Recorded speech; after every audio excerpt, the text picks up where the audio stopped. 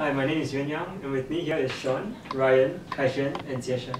Together, we are Chipmunks. So our application is really an online investment analysis platform. So we are aiming to help equity research analysts and the stock selection committee to retrieve financial information at a much faster rate than before. We support them by providing an online investment model, consistent visualizations to help them check their analysis, as well as real-time collaboration.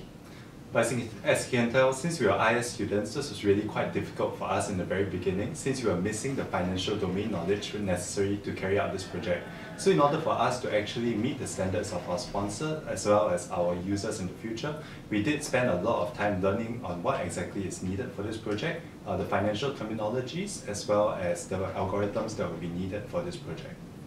So far we are pleased to say that we have secured a contract to further develop this application. So it will be on a consultancy basis for of 6 months, and we are pretty excited.